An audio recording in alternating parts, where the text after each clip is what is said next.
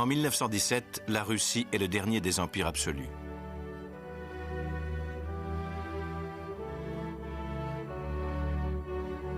Le tsar autocrate Nicolas II règne sur 170 millions de sujets.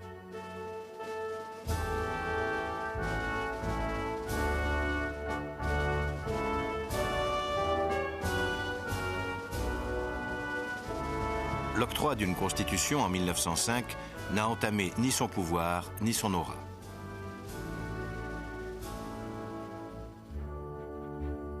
La guerre et ses revers dévoilent les lézardes du régime. Elles compromettent son avenir.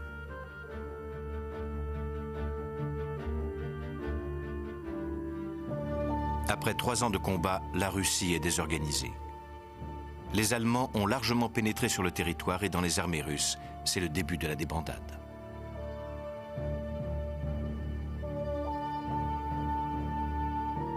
À l'arrière, la population souffre de la faim. Les ouvriers se mettent en grève à Saint-Pétersbourg. En février, éclate une première révolution. Le tsar abdique. Un gouvernement provisoire avec à sa tête le socialiste Kerensky est constitué. La révolution est en marche.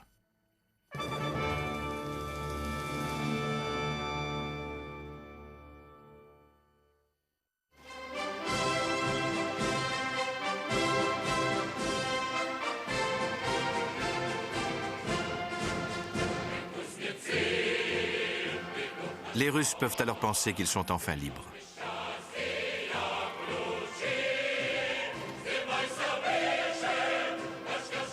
Dans l'exaltation révolutionnaire, les soldats qui ont participé à la chute du tsar fraternisent avec les ouvriers. Ils créent les premiers soviets. Chacun attend les élections générales. L'Assemblée élue choisira les institutions.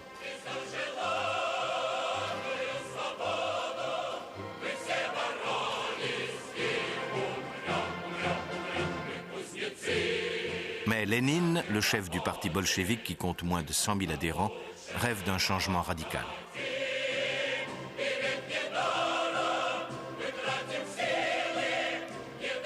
Pour gagner le soutien des masses, il affiche comme programme la paix, la terre aux paysans et le pouvoir aux travailleurs. En octobre, les bolcheviks jugent que la situation est révolutionnaire et décident de s'emparer du pouvoir. Au nombre des partisans de Lénine, il y avait un jeune poète, Alexandre Briansky.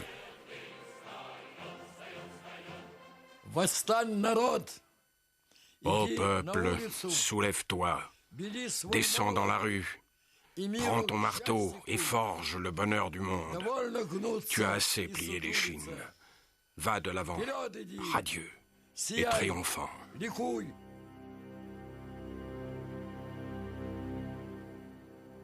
Le 25 octobre, les bolcheviks marchent sur le palais d'hiver, siège du gouvernement provisoire. Briansky était parmi eux. Sur les conseils de Lénine, les marins se sont fait passer pour des domestiques du palais et sont entrés par les portes de derrière, par les toits, par les greniers, etc.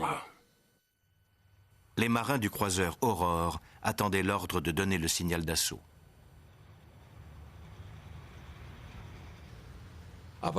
Ensuite, la lanterne s'est allumée, une salve a été tirée, tout le monde s'est précipité en criant « Hurrah !» et a escaladé les grilles pour entrer dans le palais. Moi, je courais devant.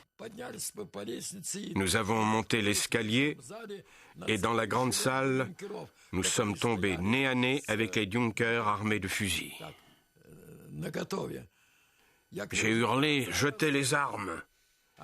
et ils ont aussitôt obtempéré. Ils avaient vu la foule en furie. La prise du palais d'hiver entrera dans la légende. Les bolcheviks demanderont au plus talentueux de leurs cinéastes, Sergei Eisenstein, d'en réaliser une reconstitution fortement dramatisée.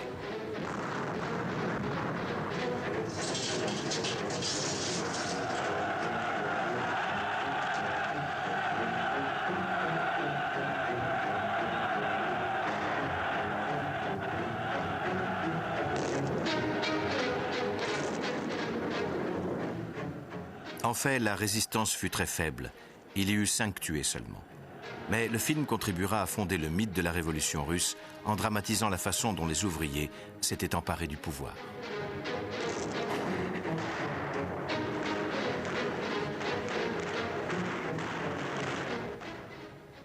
Le soir même, Lénine s'adresse aux soviets. Il leur expose sa vision de la révolution. La Russie ouvre un nouveau chapitre qui conduira à la victoire du socialisme. Désormais, ce sont les masses opprimées qui formeront le gouvernement.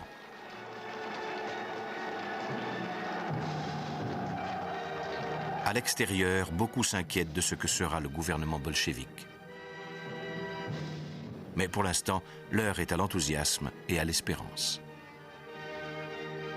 Je pensais que la Russie allait prendre une nouvelle voie, que le pouvoir allait appartenir au peuple, grâce aux soviets des députés, ouvriers et soldats.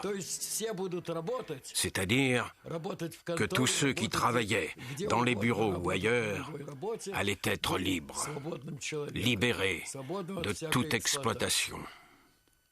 Ce qui me plaisait, c'est que cette théorie promettait l'avènement d'une société heureuse et sans classe, dans laquelle tous profiteraient des richesses qu'elle produirait.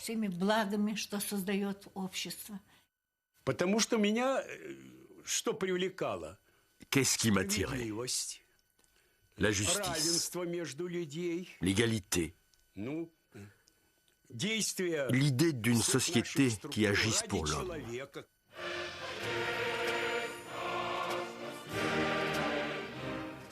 Les bolcheviks décident de redonner à Moscou le titre de capitale. Surtout, ils achètent la paix avec l'Allemagne au prix de la perte de provinces entières. Et ils entérinent la rupture avec le passé en faisant exécuter le tsar et la famille impériale.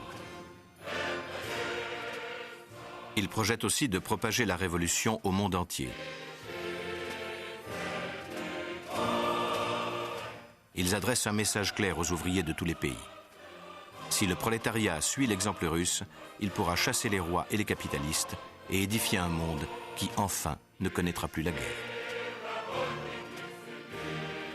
Le message est accueilli en France avec enthousiasme. La Révolution d'octobre, fille de la Révolution française, soulève l'espérance du mouvement ouvrier. Au congrès de Tours, à la Noël 1920, une large majorité du Parti socialiste rejoint l'Internationale communiste. Les plus enthousiastes, comme les Suisses Jules et Jenny Humbert-Droz, deviennent les missionnaires de la révolution prolétarienne. Mon mari appréciait chez Lénine d'abord son étude de la situation du mouvement international, du mouvement ouvrier international, et le sérieux avec lequel il procédait, et ensuite les déductions qu'il en faisait pour l'action, c'est-à-dire la tactique, la manière de travailler, et la ligne politique à suivre pour arriver à réaliser le mieux possible l'objectif que l'on s'était fixé pour faire triompher le mouvement ouvrier international. Même des pays qui avaient des partis communistes embryonnaires, tels l'Angleterre, envoient des délégués à Moscou. Harry Young était du nombre. Et Zinoviev, qui présidait, a annoncé que Lénine allait parler. On aurait pu entendre une mouche voler. Silence de mort dans une salle immense. 3000 personnes venues du monde entier. Et un petit homme, à peine plus grand que moi, aux traits mongols, un peu plus large d'épaules, complètement chauve, quelques poils, ici.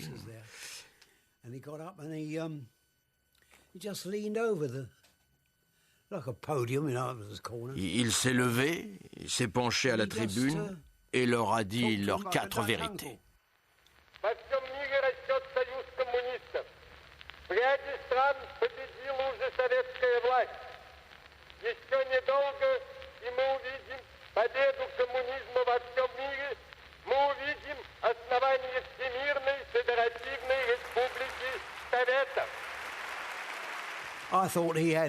Je pensais qu'il avait tout préparé pour la révolution mondiale et que le parti bolchevique allait la faire triompher, que l'Allemagne, puis la France et l'Italie allaient suivre.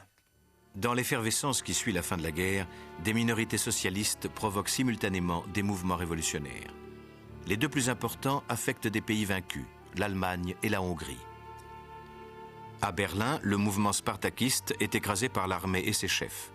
Karl Liebknecht et Rosa Luxemburg sont assassinés.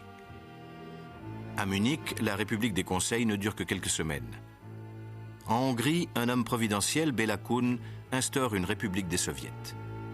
100 jours plus tard, elle succombe sous les coups de l'armée roumaine qui a envahi le pays. Au milieu de 1919, le rêve d'une révolution mondiale est renvoyé à des jours meilleurs. La situation du gouvernement bolchevique n'est guère plus brillante. Il doit lutter pour sa survie dans une guerre civile qui durera 3 ans contre les armées blanches, aidées par les gouvernements étrangers. En 1921, les bolcheviks sont victorieux. Mais à quel prix? Lénine et les siens ont instauré un régime de terreur policière. Celle-ci s'exerce autant contre les autres partis de gauche que contre la réaction. Au premier plan de celle-ci, l'Église. Lénine y voit un symbole de l'ancienne Russie, de l'ordre ancien, et l'ennemi direct du matérialisme athée. Les bolcheviks déclenchent une persécution en règle. On détruit les églises, on chasse les popes, on ferme les lieux de culte, on oblige les prêtres à abjurer.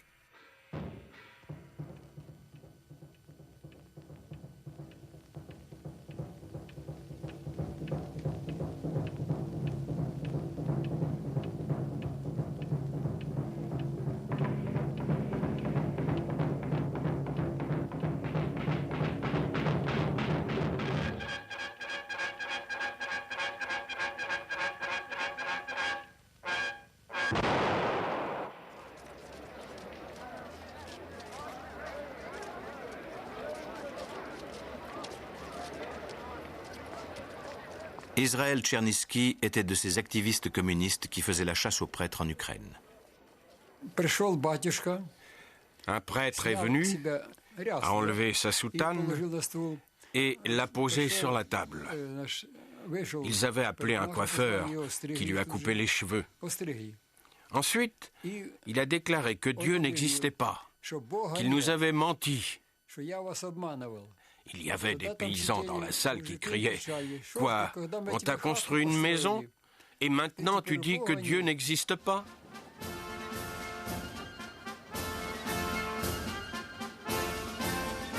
La guerre civile terminée, le parti bolchevique, qui se fait appeler désormais Parti communiste, entreprend de conquérir les masses. Il utilise à cette fin tous les ressorts de la propagande, n'hésitant pas à faire parcourir le pays à des trains spéciaux.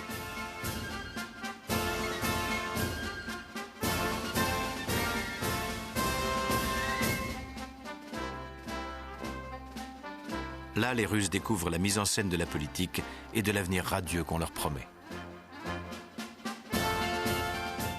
Le pays se couvre d'affiches exprimant les idéaux du marxisme, revues et corrigées par Lénine à partir de l'idée de la lutte des classes.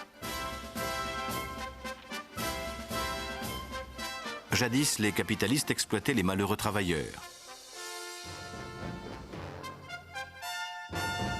Le temps est venu de la dictature du prolétariat. Dans les usines, les délégués du personnel sont aux commandes. L'idée du profit est abandonnée. Les fruits de la croissance iront aux hôpitaux, aux logements et aux écoles. Il incombe au parti et à ses militants de guider le peuple vers cet avenir. Mikhail Minlin travaillait alors dans une usine à Moscou. Pas besoin d'employer des mots particuliers pour convaincre les gens. On n'allait pas leur raconter la théorie de la construction du communisme. On donnait simplement l'exemple. C'était ça notre méthode, aussi bien avec les pionniers que les komsomols ou à l'usine, pour qu'ils disent « ça, c'est certainement un communiste ». Pourquoi ? Regarde comme il travaille bien.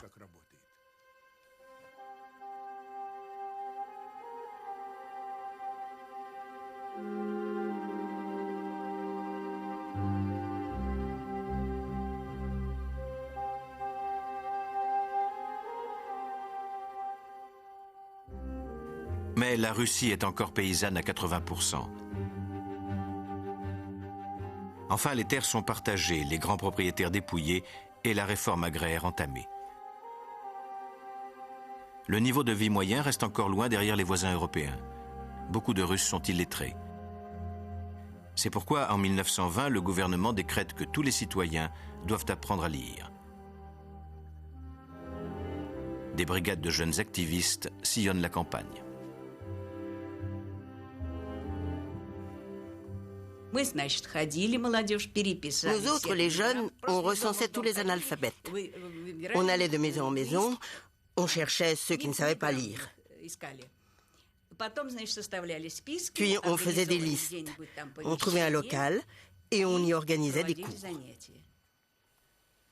Apprendre à écrire ouvrait encore les meilleures chances à ceux qui étaient jusque-là cantonnés au bas de la société. Ainsi, Anastasia Denisova aide une jeune femme qui ne peut suivre les cours parce qu'elle garde son bébé à demeure. J'ai dit, tiens, voilà un manuel. Tu étudies toute seule et je passerai te voir de temps en temps.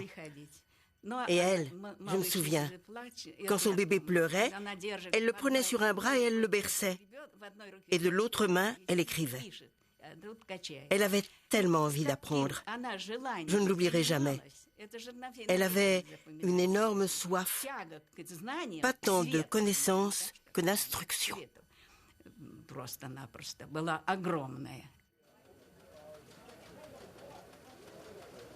La société russe a grand besoin d'ingénieurs et de techniciens. Leur formation est développée et les communistes proclament l'égalité révolutionnaire de salaire entre les hommes et les femmes. Elia Chistier était de cette nouvelle génération.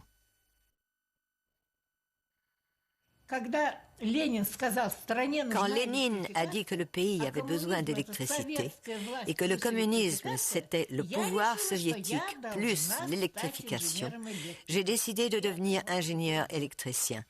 C'était ça mon devoir. Et pas seulement d'être ingénieur. Ce que je voulais, c'était construire des centrales électriques. C'était ça que je devais faire et j'y suis arrivée.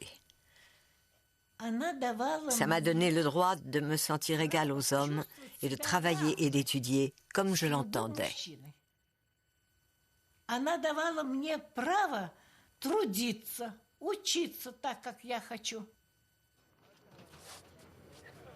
De fait, les années 1920 voient une sorte de floraison culturelle.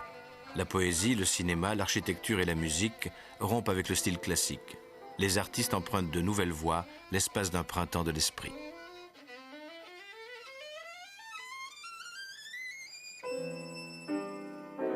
De ce printemps-là, les citoyens en voient peu le bénéfice. Lénine a forgé un parti, imposé une idéologie d'État et instauré un système de contrôle sur l'ensemble de la société.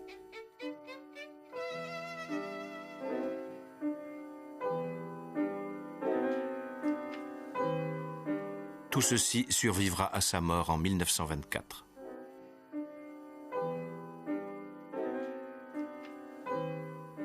Il reste à Joseph Staline, son successeur proclamé, à achever la construction du socialisme dans un pays qui vit encore à l'heure de la campagne.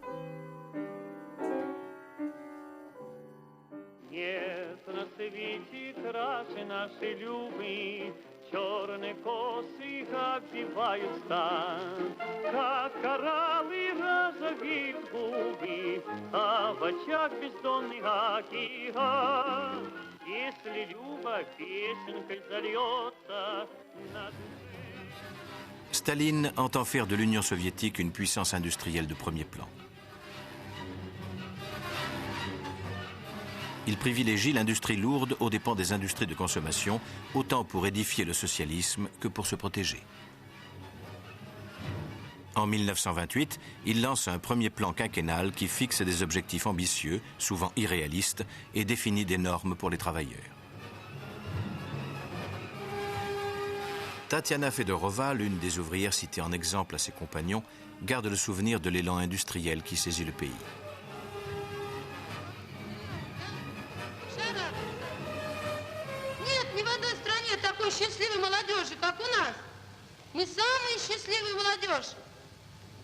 И вот за эту радость, за то счастье, которое мы сейчас вот имеем, хотелось бы сказать от всей молодежи: Большое спасибо нашей партии, нашему родному товарищу Сталину.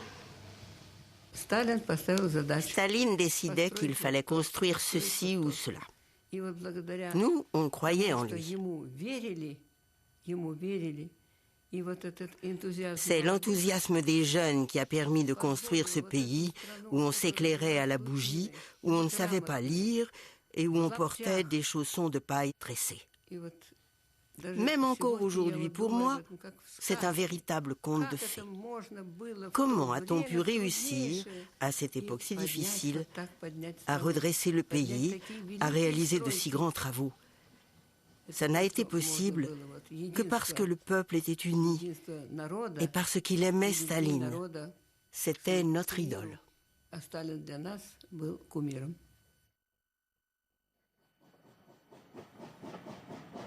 Devant l'ampleur de la tâche, les travailleurs par millions sont déplacés à travers le pays comme des pions pour exécuter les directives du plan. Des dizaines de milliers franchissent l'Oural pour participer en Sibérie à la construction de gigantesques aciéries. Ils se voient comme les pionniers d'un âge industriel. Valentina Mikova et Mikhail Arkhipov gardent de ces années-là le souvenir de la période la plus exaltante de leur existence. Il n'y avait qu'une pelleteuse et elle marchait mal. Alors on a tout creusé nous-mêmes. Le premier prenait la terre et l'envoyait dans le creux d'à côté. Le deuxième l'envoyait dans le creux d'après. Le troisième dans celui d'encore après, et ainsi de suite. Il y en avait 6. La terre était déblayée comme ça. Et puis des camions venaient la chercher.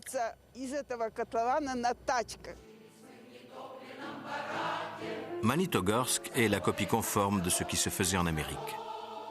À côté des volontaires, il y a des milliers de travailleurs forcés. Les uns et les autres vivent dans des conditions effroyables. Tous les lits se trouvaient dans une grande chambre où vivaient entre 150 et 200 personnes avec leurs familles. Il y avait une cuisine commune. Les toilettes étaient dehors, une simple cabane en bois. On devait aussi aller chercher l'eau. À un moment, il fallait des tickets de rationnement pour en avoir. C'était sans doute le fait de partager toutes ces difficultés qui nous soudaient, nous, les premiers constructeurs. À cette époque, tous ceux qui travaillaient sur le chantier de Magnitogorsk avaient un état d'esprit soviétique. C'est-à-dire qu'on considérait que tout nous appartenait, qu'on travaillait pour nous-mêmes.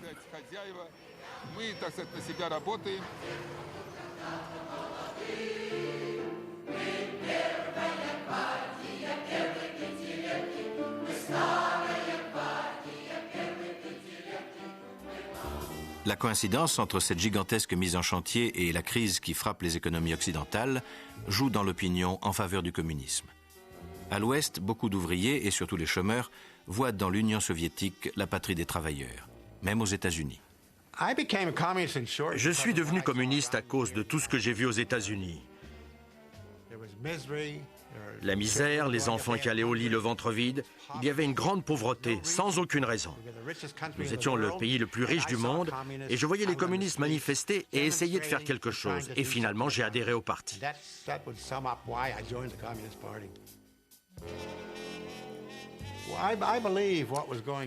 Je considérais ce qui se passait en Union soviétique à l'époque où j'ai adhéré au parti comme une grande expérience. À bien y réfléchir, quel est le but du socialisme? C'est de mettre fin à l'exploitation, aux guerres, de construire un système basé sur la coopération et non sur la confrontation. C'est d'en terminer avec une société où il y a des gens d'une extrême richesse et d'autres d'une extrême pauvreté. L'écrivain britannique George Bernard Shaw est conquis par l'industrie à la soviétique qu'il visite en compagnie de Lydie Astor. Il écrit même sur le livre d'or de son hôtel « Demain, je quitte cette terre d'espoir pour rentrer dans nos contrées occidentales où règne le désespoir. » Rentré dans son pays, Shaw se porte alors garant que l'on avait calomnié la Russie bolchevique. We have rebuked her ungodliness, and now the sun shines on Russia as on a country with which God is well pleased, whilst his wrath is heavy on us, and we don't know where to turn for comfort or approval. Pour les intellectuels, la situation économique compte moins que la solidarité avec la classe ouvrière et la volonté d'élever une digue contre la menace des régimes fascistes. En France, écrivains et artistes participent au Congrès pour la défense de la culture, sorte de grand-messe antifasciste.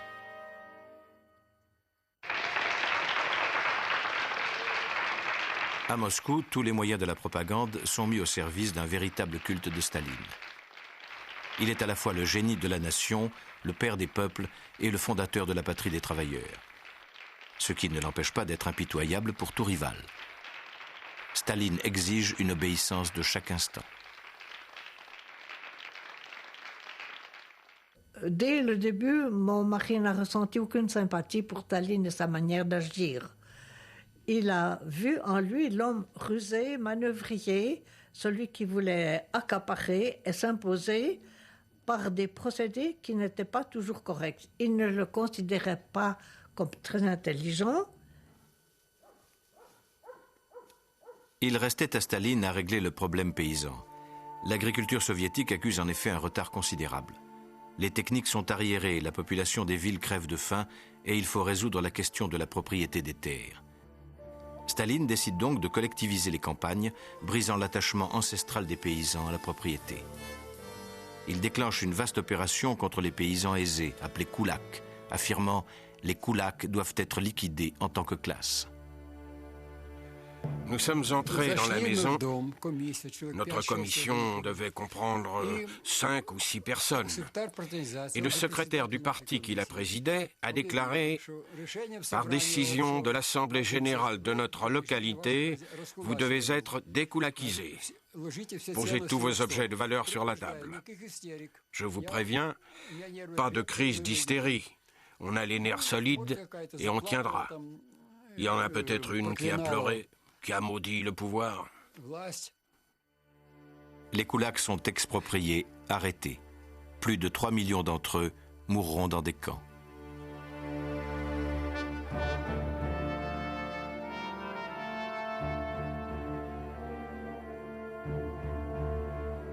L'État fait main basse sur toutes les terres. L'heure de la collectivisation a sonné. Kolkhoz et sovkhoz s'installent. Mais les paysans n'en veulent à aucun prix. Ils préfèrent abattre leur bétail plutôt que de le livrer à l'administration. Aussi l'État s'empare des récoltes par surcroît.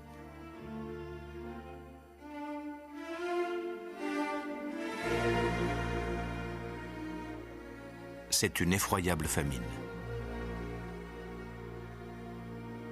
En 5 ans, quelques 7 millions de Russes et d'Ukrainiens mourront de faim. Tout cela est soigneusement caché aux visiteurs émerveillés accourus de l'Ouest. Pelagaya Ovtchenko échappa, elle, de justesse à la mort. Ils sont venus à 3. L'un est resté près des chevaux pour qu'ils ne s'en aillent pas. Les 2 autres jetaient les corps sur la charrette. Ils ont jeté papa, puis maman. Mon père était mourant. L'un a fait « Il est bon, il n'en a pas pour très longtemps ».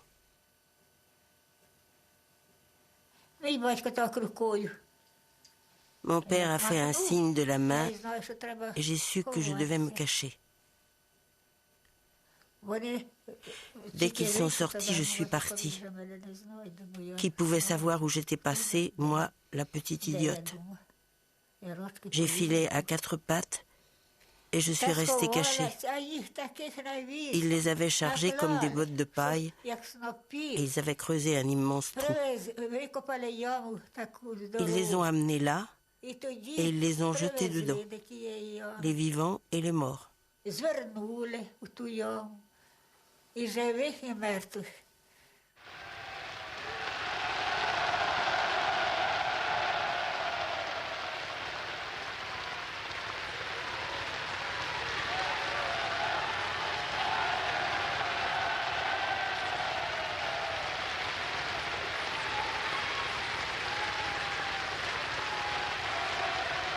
Quand Staline dresse en 1937 le bilan des réalisations du socialisme, il se garde bien de mentionner ces aspects-là et leurs prix.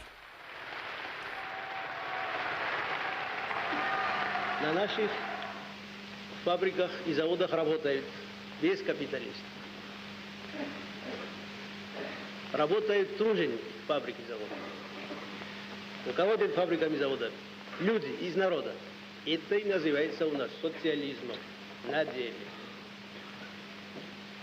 На наших полях работают труженики земли, без помещиков, без кулаков. Руководят этими работами люди из народа. Это и называется у нас социализмом в быту. L'ovation qui salue Staline est particulièrement longue.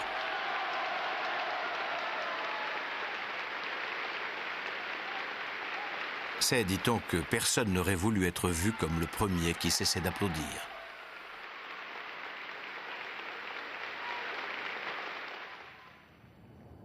Il n'en reste pas moins que certains côtés du bilan frappent l'opinion.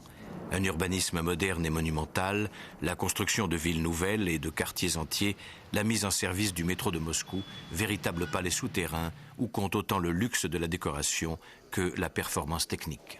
La vie quotidienne, à cette époque, se déroulait assez normalement, naturellement. Elle n'était pas tellement facile. La principale préoccupation était de se procurer quand même la nourriture nécessaire. Mais il n'y avait pas de magasin à disposition, alors on se tirait d'affaire comme on pouvait. Les rares magasins qui existaient encore, naturellement, ils étaient visités par des acquéreurs qui trouvaient ou n'y trouvaient pas ce qu'ils désiraient. Non, la vie était dure, elle était difficile. Jacques Rossi a 20 ans quand il commence à travailler pour les services soviétiques. En 1937, condamné au goulag, il restera 19 ans dans les camps de Sibérie. Je me souviens que à la gare à la gare où j'arrivais, on voyageait surtout en train à cette époque-là. Il y avait deux amis à moi qui étaient déjà, c'était des Français qui étaient déjà là. Et j'arrive avec les deux malles qui étaient bourrés parce que je savais que j'y allais seulement pour quelques semaines et je savais qu'il y avait vraiment des manques, qu'on manquait de beaucoup de choses. Alors j'avais, vous savez, comme ça se fait normalement. Et quand je les vois, mes amis sur le quai, je me pose mes deux malles par terre, j'ouvre mes bras pour les recevoir, et mes amis ne se lancent pas dans mes bras, mais sur les malles. En me disant, excuse-nous, mais tu vois, on vole tellement vite ici. Alors on a rigolé parce qu'on comprenait que c'était la période passagère, que maintenant nous sommes en train de faire, d'arranger, comment dirais-je, le paradis sur terre, que c'est passager, ça va changer. Les progrès matériels n'amènent aucun relâchement des contraintes. Au contraire, Staline perfectionne et pousse à un degré inconnu le contrôle policier pour prévenir toute opposition. Lui-même vit caché, presque modestement. Il se défie de tous, y compris de ses proches collaborateurs. Les uns après les autres, tous ses anciens compagnons qui avaient été associés à la transformation du pays seront liquidés. Parmi eux, Nicolas Boukharine avait contribué à l'accession de Staline au pouvoir, mais il s'était permis de le critiquer. Dans un premier temps, il est confiné dans son appartement du Kremlin avec sa jeune femme.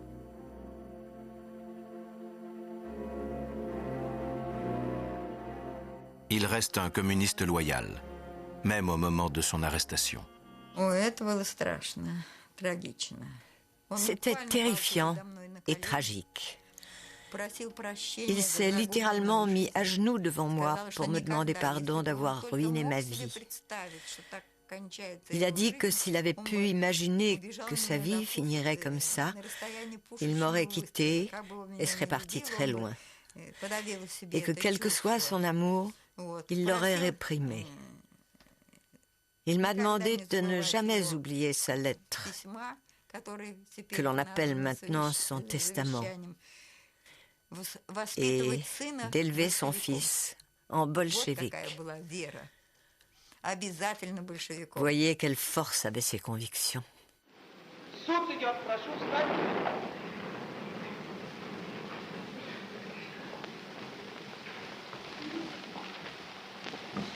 Son destin est scellé dans un de ces procès, machine de propagande, destinée à inspirer la peur et imposer l'obéissance. Члены военной коллегии Верховного суда Союза. Ces procès sont un mélange de preuves truquées et d'accusations fallacieuses. Les prétendus aveux sont arrachés par la torture et le chantage sur la famille des accusés. Les fonctionnaires et les journalistes dans la salle d'audience tiennent un rôle dans la sinistre pièce. Ainsi, Boris Yefimov, qui assista au procès de Boukharine en tant que caricaturiste, était persuadé de l'authenticité des aveux. Comment douter? Alors que j'avais moi-même entendu Boukharine déclarer très précisément et très habilement, car c'était un grand orateur, qu'il était un ennemi du pouvoir soviétique, qu'il avait projeté de le renverser, de donner l'Ukraine aux Allemands et la région de Vladivostok aux Japonais. Il a raconté toute sa trahison. Qu'est-ce que vous auriez dit à ma place si vous aviez entendu quelqu'un reconnaître tous ses crimes? C'était une sorte d'hypnose. Вся наша страна от малого до старого ждет и требует одного: изменников и шпионов, продавших врагу нашу родину, расстрелять как поганых псов. Yefimov applaudit à la sentence de mort.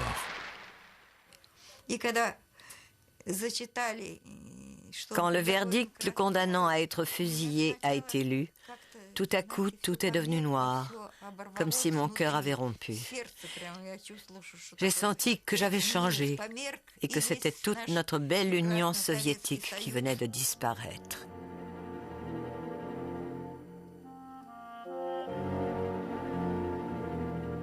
La paranoïa de Staline ne cesse de grandir. Personne dans tout le pays, communiste ou non, n'est à l'abri de ses foudres. Il conduit la terreur derrière son bureau.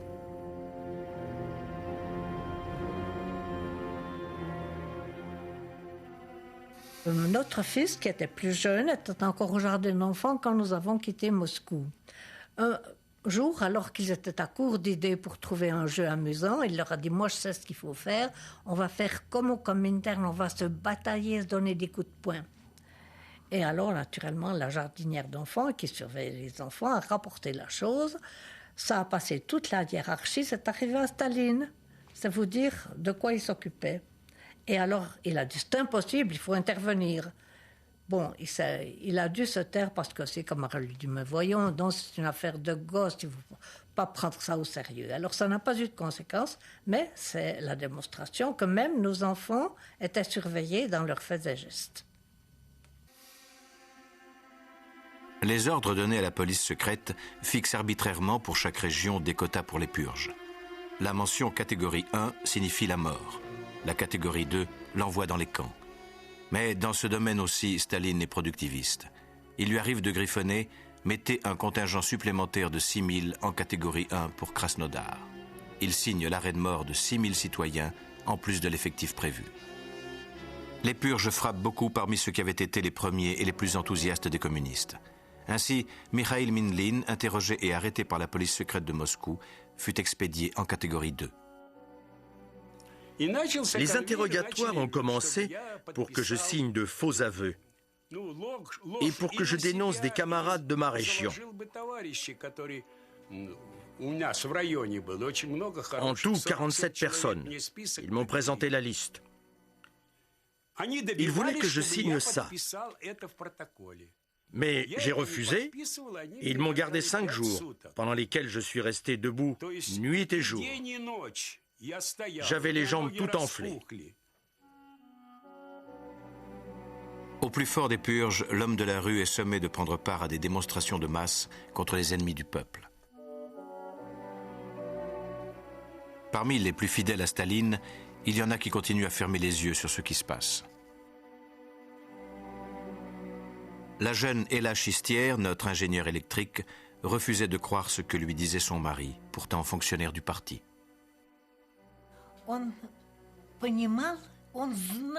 Il comprenait et savait des choses que j'ignorais.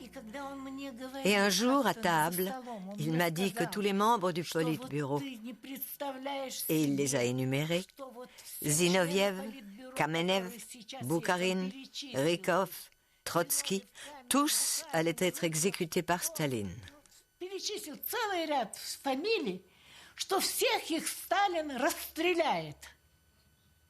Je ne l'ai pas supporté. Nous étions en train de manger.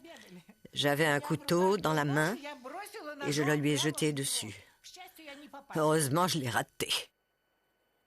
Ce fut la cause de leur rupture. Son mari fut peu après arrêté et assassiné. Elle tomba amoureuse d'un homme qui partageait son admiration inconditionnelle de Staline et l'épousa. Mais il fut aussi éliminé. Elle fut à son tour arrêtée et condamnée à la déportation en Sibérie comme femme d'un ennemi du peuple. Elle fit partie d'un convoi de prisonnières expédiées dans des wagons de marchandises bourrés à ras-bord.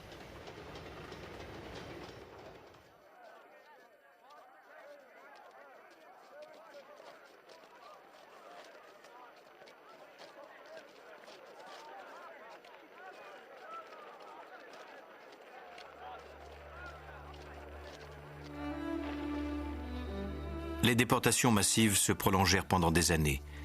Elles remplirent des milliers de camps dans les régions les plus éloignées et les plus inhospitalières de l'Union soviétique. Leur nom, le Goulag.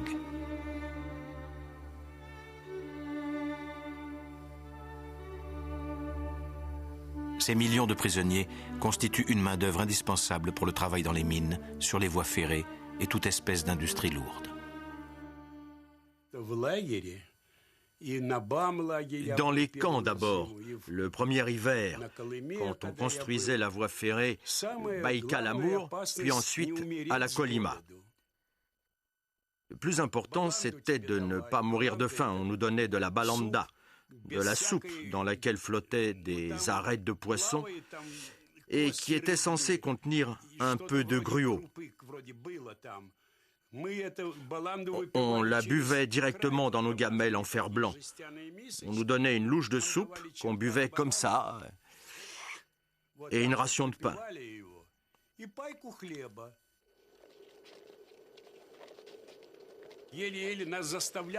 Le froid nous poussait à travailler parce que si on restait sans bouger, on gelait sur place. Et quand quelqu'un voulait se soulager, il fallait qu'il enlève ses moufles et le temps d'arriver aux latrines et de se déboutonner, il avait les mains gelées. Il y avait plein de gens qu'on amputait.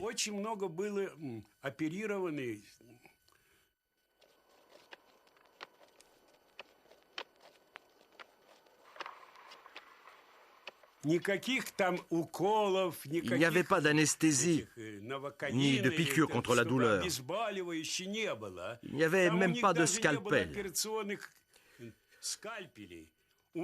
Par exemple, quand j'étais au camp de Djelgal, ils m'ont dit de sortir mon pied gelé. Ils ont pris les pinces et crac, un coup de pince et voilà.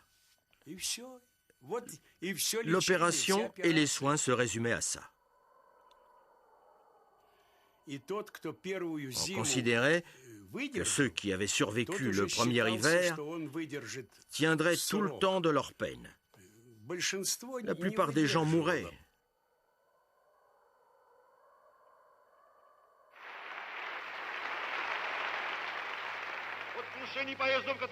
Les lieutenants de Staline justifient cette façon de faire.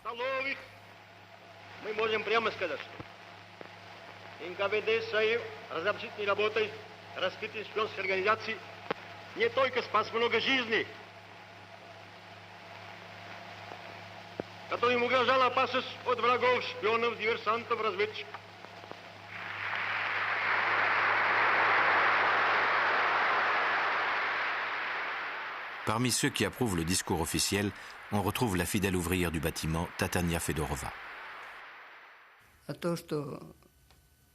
Des intrigues et des machinations politiques, il y en a toujours eu et il y en aura toujours, malheureusement. Mais cela ne nous a pas empêchés d'aller de l'avant. Le pays se développait à un rythme rapide et était devenu une grande puissance. Comme il y avait des millions d'habitants, la population a continué à travailler, à vivre, à étudier, à chanter. Ça ne veut pas dire que tout à coup, tout s'est effondré et a disparu. Pas du tout. Ces épurations n'ont pas ébranlé notre confiance dans le mouvement communiste parce qu'on a toujours espéré que chacun se rendrait compte que ce n'étaient pas les méthodes à utiliser dans un parti communiste et qu'il fallait arriver à convaincre les gens par le dialogue et pas par des mesures disciplinaires qui étaient parfois des mesures presque suicidaires. En 1917, les communistes n'étaient qu'une poignée. Ils ont imposé leurs convictions à leurs compatriotes, persuadés que les résultats justifieraient les moyens. 20 ans plus tard, beaucoup s'interrogent en constatant que le peuple n'a pas encore obtenu la liberté. Certains pensent même que Staline a trahi les espoirs du communisme. Nous avons compris que c'était le plus grand ennemi du socialisme, qu'il l'avait perverti en exterminant tous les cadres, aussi bien dans le secteur économique que dans la culture, l'art, la presse, l'armée, l'appareil du parti et de l'État. Partout, il les a tous exterminés.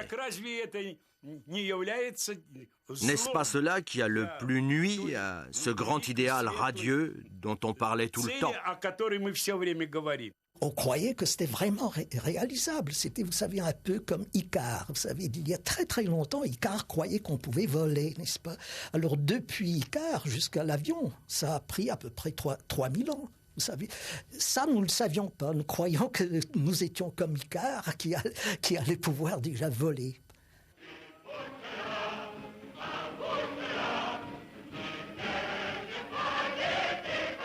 En dehors de l'Union soviétique, les uns ne veulent pas savoir la réalité et les autres ne veulent pas désespérer de l'avenir. En France, le Parti communiste, qui a abandonné sa stratégie de division pour celle des fronts populaires, est accepté comme un allié à gauche. L'unité des trois partis de gauche assure la victoire aux législatives de 1936.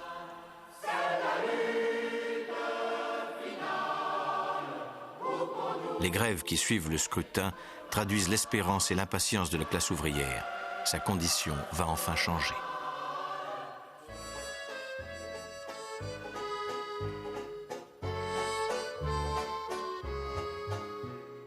À l'exposition internationale de 1937, le face-à-face des pavillons de l'Allemagne nationale-socialiste et de l'Union soviétique exprime la division de l'Europe en deux camps, antifascistes contre fascistes.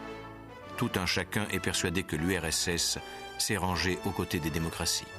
La nouvelle inouïe de la conclusion d'un pacte de non-agression entre l'Allemagne nationale-socialiste et la Russie soviétique produit dans les démocraties une impression de surprise et même d'indignation devant tant de duplicité de la part des deux contractants.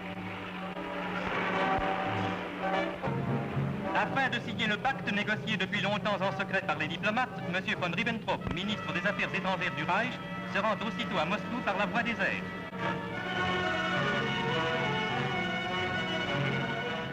Au fond, faire un pacte avec Hitler, c'était faire un pacte avec le diable. C'était quelque chose d'inacceptable. Donc, il fallait réagir.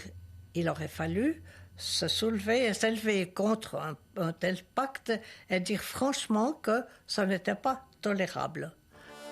Staline, en signant le pacte de non-agression accompagné d'un protocole secret qui partage la Pologne en deux, ôte ses dernières chances à la paix.